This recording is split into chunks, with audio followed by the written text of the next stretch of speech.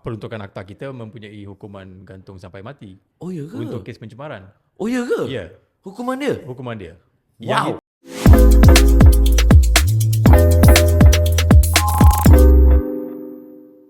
Assalamualaikum warahmatullahi wabarakatuh. Macam biasa kita bertemu dalam podcast AI kita. Bagi mereka yang membesar di zaman 90-an, anda akan terjumpa satu kartun yang bernama yang bertajuk Captain Planet. Ia kisah bagaimana Captain Planet ni menyelamatkan dunia dengan mengelak daripada pencemaran. Antara pencemaran yang berlaku adalah pencemaran air. Dan dalam konteks negara kita, dalam negeri kita pun, pencemaran air akan sentiasa berlaku. Tapi ada satu soalan. Bila berlaku pencemaran air ni, netizen biasalah, dia kata, kuat kuasa undang-undang ke? Tengok je. Jadi kita tak nak sembang kosong. Kita terus bersama dengan tetamu kita yang akan menjawab persoalan-persoalan ini. Di sebelah kiri saya, Tuan Haji Haizam Irwan bin Toha dari Lembaga Urus Air Selangor. Assalamualaikum, abang sini kita. Waalaikumsalam.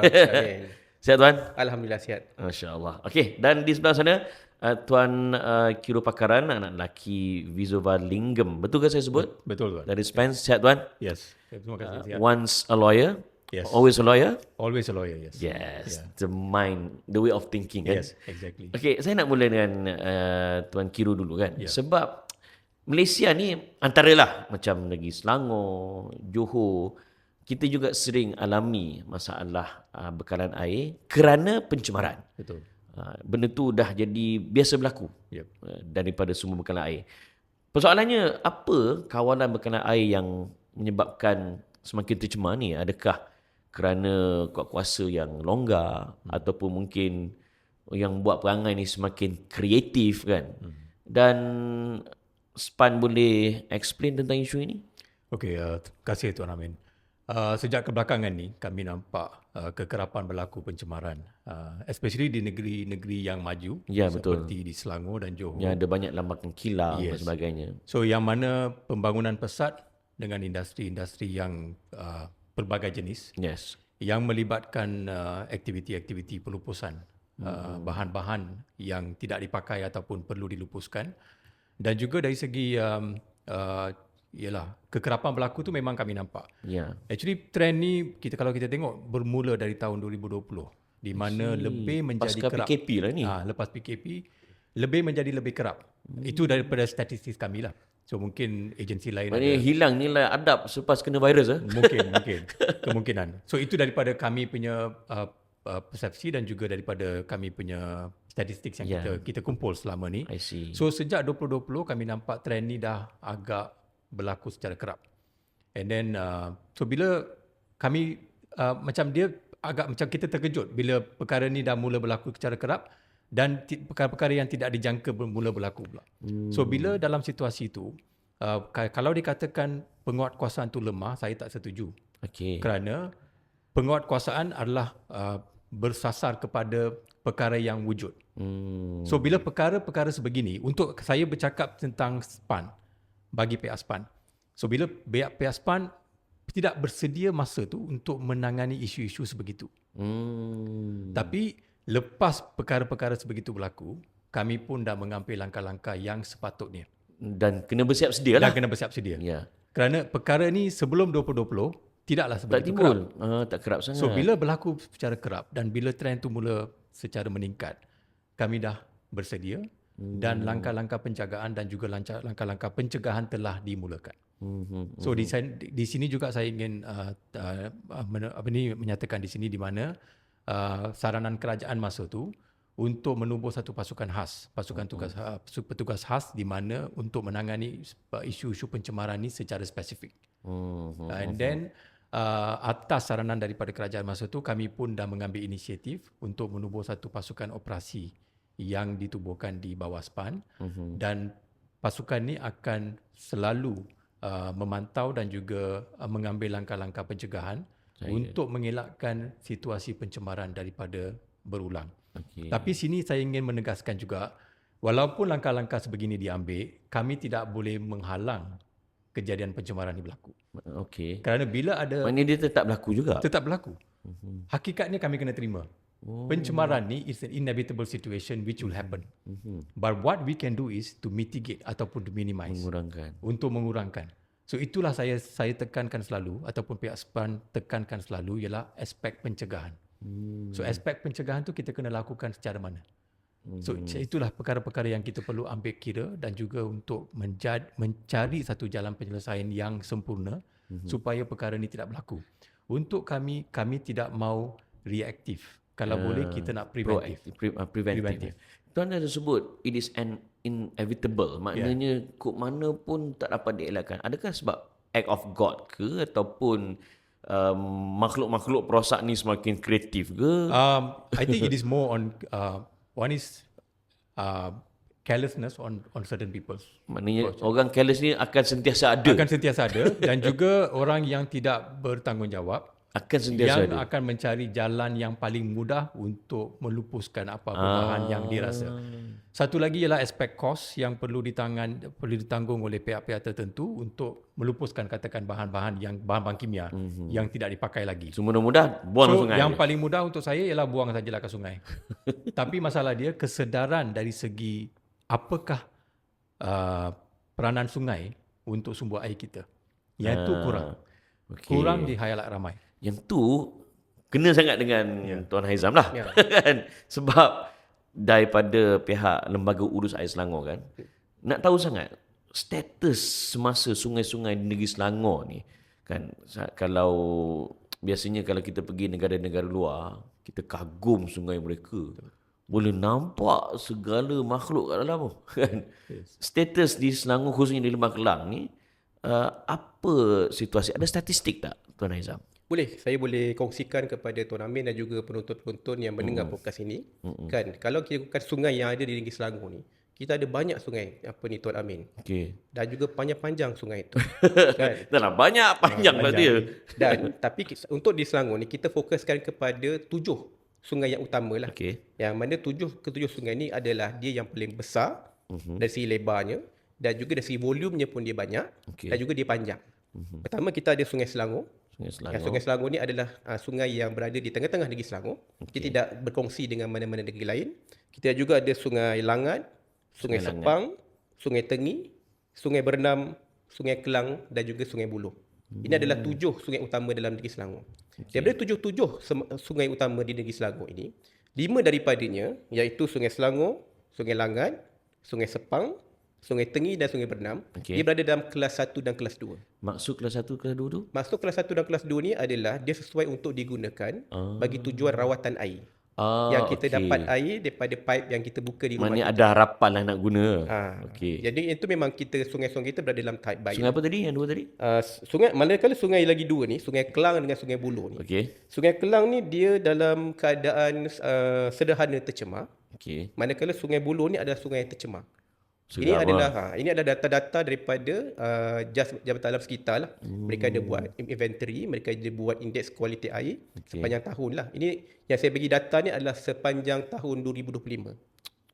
Jadi nak bagi tahu bahawa sungai-sungai kita ni masih lagi dalam keadaan baik sebenarnya. Kecuali 2 sungai yang saya sebutkan tadi tu. Kenapa saya kata kedua-dua tu teruk ataupun yang tercemar dan juga kurang sederhana tercemar ni? Kerana mereka ni adalah urban river.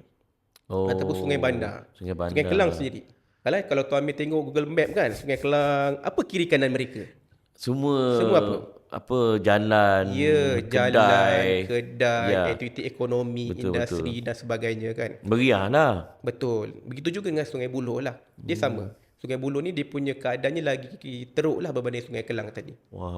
Bila sebut teruk tu maksudnya terlalu kotor lah ke apa? Kalau kita boleh tengok dari segi perimeter, kita ada perimeter contohnya pH, COD, Chemical Oxygen Demand, Biological Oxygen Demand dan sebagainya. Mereka ukur, memang bacaannya mencatatkan bacaan yang rendah.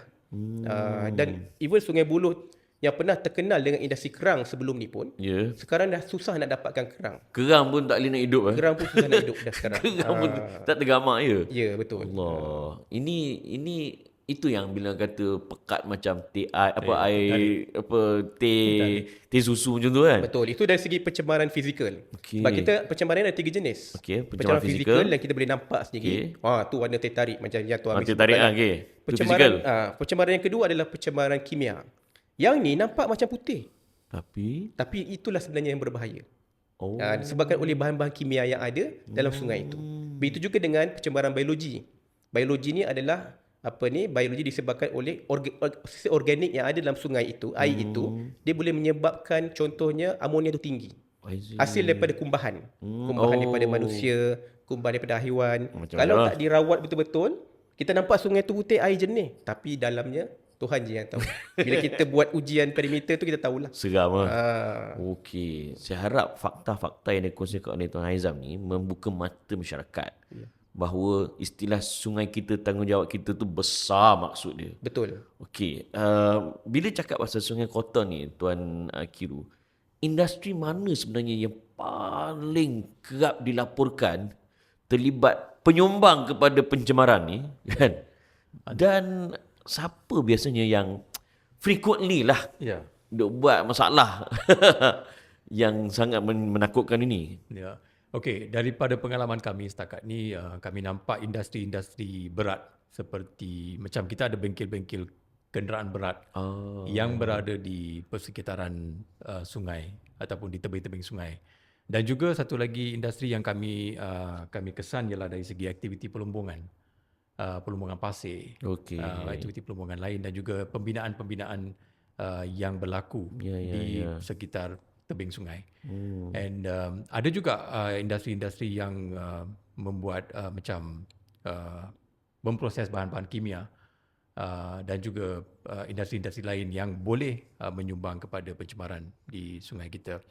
Macam Encik Haizam kata tadi, sungai adalah untuk kami, kita kawal selia industri bekalan perkhidmatan air, di mana air terawat adalah di bawah kawal selia kami. So dan untuk mendapatkan air terawat tersebut, kita mengharap sangat kepada sungai sebagai sumber utama untuk bekalan untuk dirawat. Sekali tengok sungai, ya Rabbi. So sebab tu almost saya boleh kata dalam lingkungan 90% daripada punca ataupun sumber yang kita harapkan adalah daripada sungai. 90%. So keutamaan itulah kami tekankan, keutamaan perlu diberi untuk penjagaan sungai ini. Kerana kalau kita perlukan air dekat rumah, kita perlu menjaga sungai itu supaya jadi sungai yang bersih. So yang kalau ada dicampur dengan bahan-bahan kimia dan juga bahan-bahan yang lain yang sukar untuk kita rawat nanti, akan menjadi satu halangan dan juga mungkin akan memutuskan bekalan kepada orang ramai. Sejauh mana, saya nak sambung sikit dekat Tuan Kiru, pendakwaan dan juga hukuman dijatuhkan kepada corporate sebegini kan, di bawah Akta Industri Perkhidmatan Air 2006. Daripada 2006 diperkenalkan sampai sekarang. Setara mana pendakwaan dan juga hukuman? Yang itu kami banyak, macam bila saya kata tadi, perkara ni mula berlaku sejak 2020. Masa sebelum tu biasa-biasa je lah. Biasa-biasa je. So kes-kes begini tidaklah dihadapi oleh pihak kami. Tetapi bila mula berlaku, tapi satu lagi kita kena tengok dari segi peruntukan akta kita di bawah Seksyen 121 untuk kes-kes pencemaran air. Masa dulu sebelum pindaan dibuat, beban untuk membuktikan kesalahan tersebut adalah agak berat. Susah sikit lah. Satu, kita kena burden of proof. Burden of proof. So satu, kita kena buktikan pencemaran mengakibatkan kematian. Payah. Satu elemen. Satu lagi elemen ialah pencemaran berkemungkinan membahayakan nyawa. Payah. So perkara-perkara ataupun elemen-elemen kesalahan ni untuk pihak SPAN dulu, bukan kata kami tak siasat atau bukan kami tak ambil tindakan. Oleh kerana pemberatan yang berada dekat tahap pembuktian tersebut, walaupun apa-apa bahan bukti yang dikumpul ataupun disiasat dan dikemukakan tidak mencukupi untuk memenuhi elemen kesalahan tersebut. Dengan situasi tersebut masa tu, kami berpendapat yang paling penting ialah implikasi pencemaran. Ya, betul. Lagi realistik kan? So bila kami nampak implikasi dia ialah bila pencemaran berlaku, rawatan air terpaksa ditutup atau ditangguh, dan bekalan tidak dapat dibekalkan kepada orang ramai, itulah jadi implikasi yang paling penting yang kami kena ambil berat. Betul. So untuk tujuan tu, cadangan pindaan akta telah dibuat. Cadangan ataupun dah dibuat? Dah dibuat, sorry. Masa itu kita cadangkan untuk pindaan akta dibuat, untuk bukan kata nak memudahkan proses kerja kita, tetapi untuk membuat dia macam Tuan Amin kata tadi, lebih realistik. So kita cadangkan ataupun pindaan telah dibuat di mana Kalau mana-mana pencemaran mengakibatkan penutupan loji atau halangan bekalan air kepada orang ramai, dia akan menjadi satu kesalahan. So ini akan memudahkan lagi proses siasatan dan juga pendakwaan bagi pihak kami. Betul. Setakat selepas pindaan dibuat pada bulan Mac tahun lepas, berkuasa pindaan tersebut, kami belum lagi menghadapi apa-apa kes pencemaran yang boleh dikaitkan dengan situasi tersebut. So kalau ada nanti satu hari, harap-harap kita buat episod baru. Ya.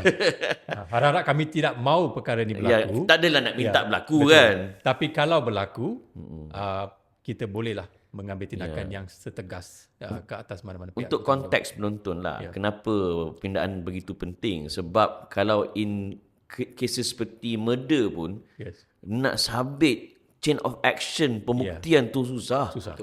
Sebab tu kadang-kadang dia turun ke bunuh tanpa niat kan.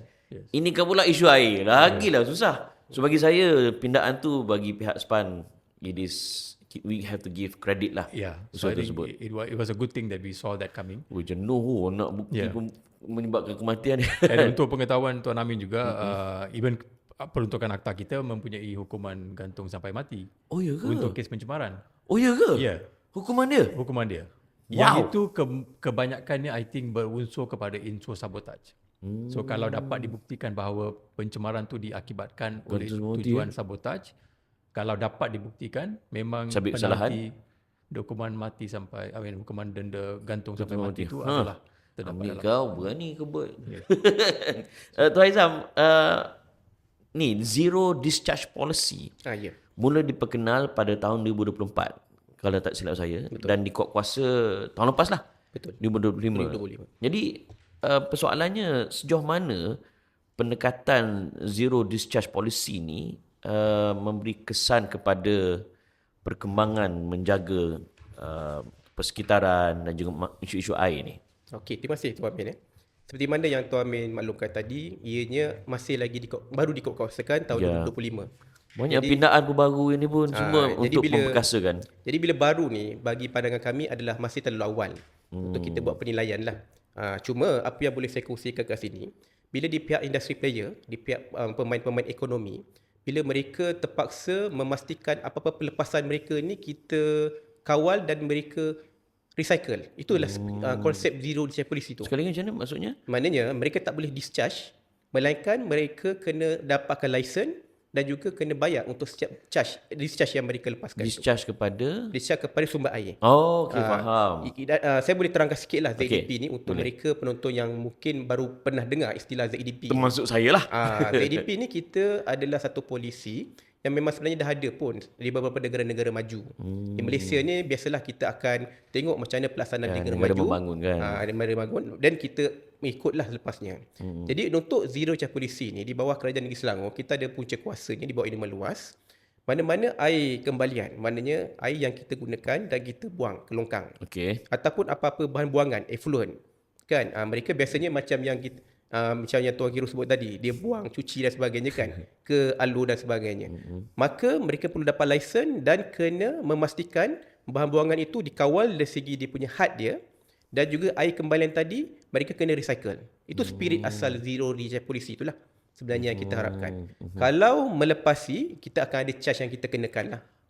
Itu konsep zero discharge policy itu. Jadi bila polisi itu kita kenakan kepada beberapa pemain ekonomi, jadi mereka sudah mula merangka-rangka dan berencana untuk memastikan pelepasan air kembalian mereka ataupun apa-apa effluent mereka tu mereka dapat kawal dan mereka dapat guna semula. Bukan main buang je. Bukan main buang je seperti dahulu. Sebab biasalah Tuan Amin bila masyarakat ini tak ada apa-apa kawalan, dia merasakan perkara itu normal. Biasa dan dia akan buat. So benda yang salah bila dinormalkan, tak nampak salah. Betul kan sebenarnya. Sebab kita punya masalah pencemaran ni sebenarnya bagi pandangan kami di luas lah ya. Kita dapati sepanjang dia akan berlaku pada musim ketika perayaan. Ya, betul. Sangat betul. Sebagai contoh, baru-baru ni kami di Sungai Langat ya, di Sungai Semenyih, kita ada masalah pencemaran bau. Di Sungai Kabul puncanya. Ketika cuti tahun baru Cina. I see, yang buat open house makan-makan ke apa? Dia puncanya daripada aktiviti-aktiviti industri ni, dia nak cuti. Dia nak tutup operasi dia. Biasanya apa kita buat? Kita akan buat cuci. Ya. House cleaning dan sebagainya kan. ada tak kita fikir dan kita tanya kepada penonton, ada tak kita tanya ke mana air-air yang kita kembalikan tu? Lepas kita cuci semua kan? Ya. Sebab yang penting cuci rumah kita ataupun Bersih kan? kilang ke office je kan? Bersih kan? Tapi fikir tak Air tu ke mana? tu? Oh lah. Air tu sudah pasti pergi ke alur. Ya, Pergi betul. ke parit, pergi ke anak sungai dan akhirnya air itu akan pergi ke sungai. Dan masalahnya sekarang kita berada dalam musim barat daya. Kita mula musim barat daya di mana kalau tuan ambil perasan, ada tak hujan dekat luar? Kadang-kadang dia dah tak menentu kan? Tak menentu kan? Tapi mostly panas kan sepanjang bulan puasa ni kan. Yes. Tak hujan dan sebagainya. Yes. Jadi sungai kita ni dia tidak ada dilution, mencairkan sebab level sungai rendah. Ya. Tak ada hujan. Bila panas semua Bila kan? panas kan. Yang masuk tu yang bahan yang kita cuci. Bayangkan Tuan Amin, bila itu semua masuk daripada pelbagai premis. Apa jadi dengan sungai kita? Sebab itulah kita perlukan kawalan. Pelbagai perisa. Ya, sebab itulah kita perlukan kawalan di negeri Selangor ni. Kita perlukan kawalan melalui mekanisme zero discharge policy tu tadi. Dan industri player tadi macam saya katakan, mereka dah mula merencana, mereka dah mula invest teknologi-teknologi yang boleh memastikan pelepasan tu dapat diminimumkan. Kalau tidak, mereka kena bayar charge yang lebih. Faham. Sebab kita nakkan at the end of the day, zero discharge policy ni adalah yang masuk ke sungai-sungai kita ni air hujan aja Cik Amin. Lagi bersih, lagi jangka panjangnya lagi bagus lah. Sebab zaman dulu sebelum ada industri player ni di tepi-tepi sungai ni, So, hujan keadaannya hujan masuk ke sungai. Airnya berkualiti. Much more natural. Ya, kita nak yang macam tu. I see. Walaupun ekonomi player ni ada, tapi airnya tetap sama macam dahulu. Seolah-olah macam mereka ni tidak ada di situ. Ya, Itu aim dia kita sebenarnya. modern tanpa membunuh alam sekitar lah. Ya, betul. So, apa alternatif mereka? Teknologi, maknanya dia bersihkan air ke di kita semula ke apa? Itu antaranya lah perkara-perkara yang boleh mereka explore untuk kita semula air itu. Dan sebagai buktinya, saya boleh kongsikan sepanjang 2025, di negeri Selangor ni kita tidak ada masalah henti tugas loji rawatan air. Sebab inilah zero discharge policy ni lah. Yang kami nampak inilah antara intervensi yang kita buat. 2025 ni tak ada. Kalau 2020 dulu, kita sering kali mendengar orang ejek negeri Selangor ni. Air keruh di Melaka, air tawar di di Johor, air tak ada di Selangor. Jadi Pada ada je negeri yang lagi teruk kan. benar, memang akan ada masalah tak ada air ni. Cuma di negeri Selangor ni macam Cik Amin Tuan memang tahu, negeri Selangor ni adalah negeri yang membangun berbanding negeri lain. Betul. Rakyat dia sensitif. Ya. Bila tak ada Ada air. je post kat social media kan. Benar kan. Harapan lebih tinggi daripada rakyat Selangor. Ya, Betul. Mana with great powers come with great responsibilities lah kan. Betul. Spiderman tu. Spiderman betul. Okay, so far sehingga 2026 achievement so far so good lah. So far so good. Sebab benda-benda macam ni industri player, economic player dia dah tahu dah. Mereka dah mula sedar. Dan mereka sambut dengan baik lah, tak ada bantahan sangat. Mula-mula adalah sikit tantangan. Contohnya dari segi mereka tahu. Cuma tantangan mereka dari segi kuantum. Dari segi liability tu memang perlu. Dan dia faham kan? Dia faham. Cuma kuantum tu dia efek kepada cost kepada operasional mereka. Sebab itulah masa kami bangunkan zero discharge policy ni, dia bukan satu perkara yang mudah. Kami bangunkan sejak tahun 2022. I see. Engagement kita buat dengan pelbagai pihak, terutamanya dengan pihak industri lah. Ini terlalu mahal, kita runding dan sebagainya. Sebab kita nakkan Tuan Amin ni sebenarnya untuk sungai ni, macam Tuan Amin kata, ini tanggungjawab kita. Prinsip ZDP ni sebenarnya dia adalah tanggungjawab semua, yang mana kita kenakan pendekatannya secara contribution and participation. Mereka kena menyumbang, contribute balik kos tu kepada kerajaan, supaya nanti sungai-sungai itu kerajaan lah yang akan merawat semula air itu. Ya. Dan dia juga akan guna kan? Ya, betul. Dan juga kita nakkan mereka participate. Sebab kalau ada yang masuk, yang join untuk sama-sama contribute, tapi ada participant ataupun mereka ni yang terlepas, dia jadi satu ketidaksamaan lah. Ya. Sebab itulah dua item, contribution dan juga participation ini menjadi asas kepada pembangunan peraturan ataupun zero discharge policy di Selangor ni. Wow. Okay. Ini kalau sebelum ni, episod sebelum ni saya tabik kat Johor. Ni tabik kat Selangor pula. Tuan Kiru, sebab bila Tuan Kiru sebut pasal hukuman dan sampai tahap gantung sampai mati, seram lah. Yalah. At the same time, kita fun fact untuk penonton podcast kita, semua ni law graduate kan. Dan kita belajar antaranya apa? Justice must not deem to be done. It must be seen to be done kan.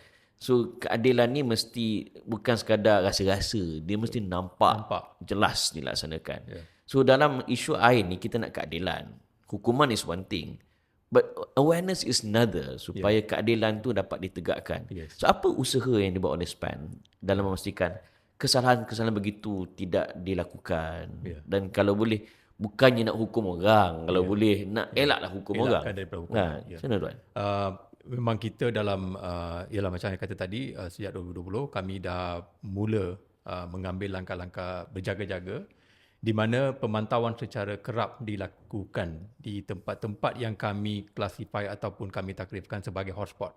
Ada target ni. Ya, daripada pengalaman kami dah ada data yang menunjukkan mana-mana kawasan yang kami rasa berpotensi untuk melakukan tindakan pencemaran ataupun menyumbang kepada pencemaran tersebut.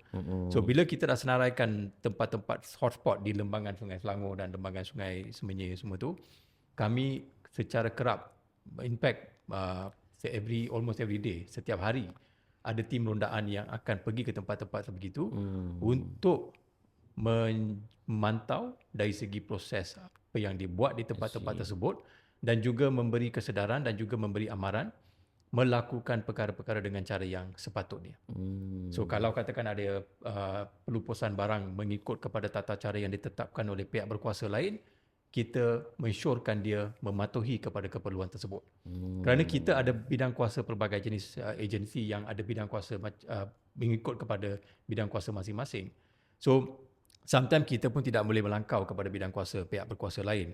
Tetapi kami juga di Negeri Selangor telah ada satu pasukan bersepadu yang telah ditubuhkan oleh Kerajaan Negeri Selangor, yang mana kita bekerjasama dengan agensi-agensi lain seperti Luas, Air Selangor, DOE dengan majlis sekali bersepadu, kerana sebelum ni kita hanya bertindak silo dan kerja satu Lone Ranger. So bila kami nampak dari segi bekerja sebagai silo ni tidak menghasilkan apa-apa, dan bila kita nampak perkara ni perlu ditangani secara sekumpulan ataupun berkeseluruhan, kami Connective, rasa it's connected. That's why we thought that it's good that when the state decided untuk mengadakan satu pasukan work together. So kita ada satu platform di mana kita akan berkongsi perkara-perkara yang kami rasa perlu diberkongsi antara satu sama lain untuk menangani isu-isu yang kami hadapi.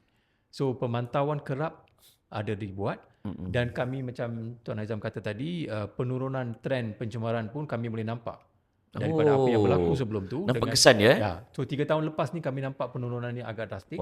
So itu adalah satu impact yang kami rasa kami perlu menghargai, kerana dengan inisiatif yang diambil kami nampak hasil dia. Tapi of course tak boleh complacent lah kan. Kita boleh jangka dan perkara ni boleh berlaku secara kejut. So kita kena bersedialah. Always prepare for the worst. Yeah, we have to prepare for the worst.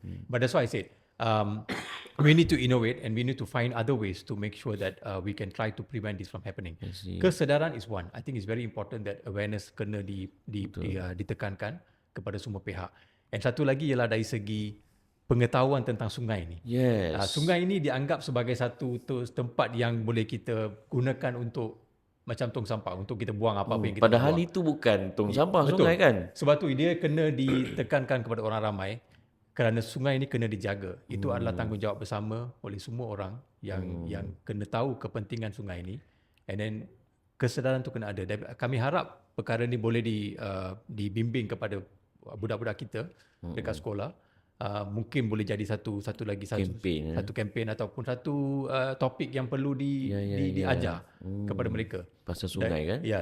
Dari segi penjagaan alam sekitar ni, especially dekat sungai ni, kerana untuk manusia kita ni, kita sebagai manusia yang paling penting ialah air. Ya betul. Semua orang perlu air. Kalau even makan 3 hari 4 hari pun kita boleh hidup lagi. Betul. Tanpa air memang puasa Ramadan pun air nak juga. So air ni agak penting. And then bila air sumber daripada sungai lah yang jadi air yang kita minum kat rumah ni, so I think penjagaan sungai itu harus ditekankan kepada orang ramai. Ada tak macam untuk cadangan lah kempen, macam dulu-dulu kan ada lagu untuk pesawah, ada lagu untuk perpaduan kan, mungkin lagu untuk sungai. Ataupun perancangan untuk collaborate dengan influencer untuk buat kempen-kempen cintai sungai. Ada perancangan? Dekat SPAN kita dah banyak buat kempen. Dan tapi mungkin kita boleh tambah lagi lah, ataupun menambah baik lagi kempen-kempen yang mungkin beri lebih banyak impact kepada orang ramai. I think the other thing we can probably highlight is that especially when you kata berlaku gangguan bekalan air, katakan dekat Selangor, kita hampir dekat 5 juta orang mungkin tak dapat air You. yang terawat untuk sometimes sampai 5 hari. Itu satu impact yang drastik. Dan menakutkan. Kalau nak duduk 1 jam tanpa air pun memang agak payah. Ni 5 Just hari. imagine 5 hari tanpa air. And then kita kena bergantung kepada alternatif lain. And bukan senang untuk dapatkan pikul air ke atas. Kalau duduk tingkat 10. Ui. Setiap hari kena ambil air. Masak. So yang inilah I think implikasi-implikasi yang kita boleh bagi kepada orang ramai supaya mereka sedar. Yang penting ialah make sure untuk uninterrupted supply. Correct. Sungai adalah penting untuk kita dijaga. So Itu peranan daripada pihak SPAN lah. yeah. Dan juga tadi kita sembang daripada peranan luas ni kan. Bagi orang ramai, orang-orang netizen, masyarakat, warga Marhain, apa peranan kita semua supaya matlamat untuk mengelak daripada pencemaran sungai, pencemaran air dan juga terjaganya sungai ini boleh dilakukan dan tercapai? Peranan orang ramai. Pada saya macam inilah Tuan Amin ya. Macam yang saya katakan tadi, kita bertanggungjawab dengan sungai-sungai kita. Ya. Kan? Kita tengok dengan diri kita sendiri, kita tengok dekat rumah kita sendiri. Macam saya katakan tadi, pernah tak terfikir Ya. air yang kita gunakan tu ke mana pergi? Kat mana kan? Maknanya contohnya kalau Tuan Amin perasan, banyak rumah-rumah taman perumahan dia buat renovation. Dia Ya. extend dapur dia kan. Betul. Kan sinkinya dulu kalau ikutkan dia akan basuh kemudian akan masuk dekat lurang kumbahan. Okey. Dia extendkan sinkinya ke belakang. Takkan dia nak hack lantai tu untuk masukkan air daripada Memang sinki tak dia. kan? Tak kan? Jadi apa yang dia buat? Kontraktor akan kata, tak apalah. Longkang belakang rumah tu ada, kita akan divertkan air daripada sinki tu pergi ke longkang. Masalahnya Tuan Amin, longkang tu dia mengalir ke mana? Sungai juga lah sekali. Mengalir ke sungai juga. Jadi, bayangkan satu rumah yang buat renovation, buat macam tu, ada berapa ratus ribu rumah yang Sedangkan buat sedemikian. asal longkang tu untuk satu rumah dengan kapasiti itu sahaja kan? Longkang tu sebenarnya asalnya kalau ikutkan design oleh Majlis Tempatan, dia untuk menampung air larian. Air larian ni apa? Air daripada hujan turun ke bumbung, turun faham. ke longkang Dan mengalir ke sana. Mengalir ke sana. Okey. Dia bukannya dimasukkan air yang digunakan daripada dapur kita, daripada sinki kita. Yang tu dah ada pipe bawah tu yang dah asalnya. dah ada yang asal. Faham. Tapi bila dia buat renovation, ubah suai, Dia tak hack pipe bawah tu. dia takkan sebab dia akan Shortcut je. dia akan shortcut. Jadi saya ingat di pihak pengguna, lihat rumah anda semua, rumah sendiri kan. Macam kena lempang ni. Sebab Okey. bayangkan daripada sikit-sikit tu Tuan Amin ya, dibuat oleh macam saya katakan tadi beratus ribu orang yang buat. Ya. Dan bukan di Negeri Selangor je saya ingat. Ni satu Malaysia, amalan dia memang macam tu pun. Memang biasa kalau kontraktor kalau buat renovation rumah, sinki itu dia akan terus pergi ke longkang belakang rumah. Dah jadi normal practice dah. Dan kalau Tuan Amin pergi restoran-restoran, saya tak nak cakap lah restoran apa ya. Tengok dia basuh pinggan dekat mana? Dekat sing, dekat longkang. Dekat longkang. Dekat longkang betul. Dekat longkang betul. Tak nak sebut lah kedai apa kan. Yang selalu kita lepak-lepak tengok bola tu. Kan? Dah bagi sikit dah kan. Dia tahu je tahu. You know I know lah kan. Jadi perasan tak mereka bila basuh ke sinki pergi ke longkang, pergi ke mana? Dia akan pergi ke alur sungai dan sebagainya. Itulah isu yang sebenarnya. Jangan salahkan yang lain, kita tengok dengan diri kita sendiri. Dulu betul. Dan cuba perbaiki dengan caranya bila buat renovation tu, insaf lah. Supaya buatlah balik, betulkan balik design tu supaya dia masuk ke lurang kumbahan. Sebab IWK yang bertanggungjawab dalam lurang kumbahan yang dikawasi oleh SPAN, mereka dah ada kaedah-kaedah untuk merawat dah air-air. ada. I see. Proses rawatan dah ada dah. Dah ada dah. Wow, kan? wow. Okay. Sebelum mereka bukan buang lah, mereka alirkan balik ke sungai. Kan? Jadi kalau benda tu tak ada intervensi kawalan rawatan oleh pihak IWK yang dikawasi oleh SPAN, maka inilah situasi yang kita nampak sekarang. Dia tak ada perubahan. Itulah masalah yang dilemanya. So pertama orang nak renovate rumah, tengok balik sistem perpaipan mereka. Benar. Kan? Daripada orang yang kat kedai-kedai nak basuh pinggan, gunalah tempat yang sepatut digunakan untuk basuh pinggan. Benar. Bukan tepi longkang. Betul. Okey. Itu jalan Tuan. cari jalan senang. Itu Ya, Jangan betul lah. cari Nak jalan mudah senang kerja untuk dia. semua ni. Yes. And then nak jimat kos. Kalau kita nak buat renovation yang betul-betul, dia kena belanja banyak. Belanja banyak, so, dia masa cari lagi. jalan yang paling senang, kita buat macam ni jalan senang. Tapi dia tak tahu dia impact dia kepada environment yang kita kena Dan jaga. masa depan anak beranak dia juga kan. Yes. Okey, dah habis setengah jam kita bersembang ni. Okay. Overall, setelah kita bincang tentang masalah, hukuman, akta, apa seruan Tuan Kiru kepada para penonton podcast kita? macam tadilah saya nak ulang balik apa yang saya kata tadi. Saranan saya kepada orang ramai untuk memberi kepentingan kepada penjagaan alam sekitar dan untuk mengambil berat tentang kerja-kerja yang kita buat ni, di mana macam operator air kena memikul beban yang berat untuk membekalkan air kepada orang ramai. Tapi sumber tu yang kena dijaga. Kerana kalau sumber tu dihancurkan ataupun tidak dijaga, tidak dikawal, proses rawatan akan terjejas. Dan dia akan membebankan operator dari segi perbelanjaan yang tinggi untuk merawat macam sungai-sungai yang tercemar tu, dengan kos-kos yang tinggi untuk merawat, untuk mendapatkan air bersih. So kalau kita boleh, sebagai rakyat, kita boleh menyumbang sedikit dengan mengambil langkah-langkah berjaga-jaga dan menjaga setiap rumah. Kalau setiap rumah boleh buat apa yang sepatutnya ataupun apa yang betul, saya rasa kita tidak akan hadapan masalah yang besar macam ni. You know? Dan juga untuk industri-industri yang terlibat, di mana yang mana mereka adalah ada potensi-potensi yang boleh mengakibatkan pencemaran dalam skala yang besar. Kalau mereka mengikut kepada peraturan-peraturan dan juga tata cara yang telah ditetapkan, saya rasa perkara ini tidak akan berlaku. Aman negara kita. Tuan Haizam, silakan. Terima kasih Tuan Amin. Saya ambil kesempatan ini untuk menyeru kepada orang awam di luar sana, kan, untuk bermula dengan diri sendiri, seperti mana saya katakan tadi, mula di rumah kita. Dan jika di kawasan persekitaran rumah kita, kita ada masyarakat, kita ada komuniti, yang mana kawasan perumahan kita ni berhampiran dengan anak-anak sungai. Kan, di luas kita ada satu inisiatif dipanggil Friend of River, sahabat sungai lah. Sahabat sungai. Yang mana kebanyakan mereka yang masyarakat atau komuniti ni yang berdaftar sebagai Friend of River dengan luas ni, mereka akan memaklumkan kepada luas komuniti mereka ini, supaya mereka ni kita boleh bagi dorongan dan galakan untuk membuat aktiviti-aktiviti pembersihan di tebing sungai kiri dan kanan. Dan Friend of River juga, kalau boleh saya ambil kesempatan nak promote lah ya Tuan Amir. Silakan Tuan.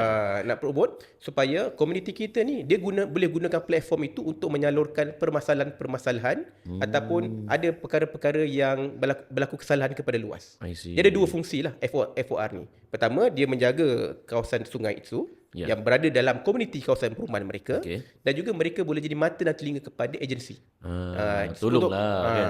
Sebab macam luas kita ada kekangan dari segi manpower. Kita tak berada di seluruh tempat dalam negeri Selangor. Yang berada dekat dengan kawasan tersebut adalah pihak tuan-tuan dan puan. jadi mata dan telinga untuk memaklumkan sebarang masalah perkara-perkara yang mencurigakan, pencemaran dan sebagainya, supaya kita boleh bertindak setiap maklumat itu. Baik. Tuan Haizam, Tuan Kiru, terima kasih sudi bersama dalam podcast AI kita.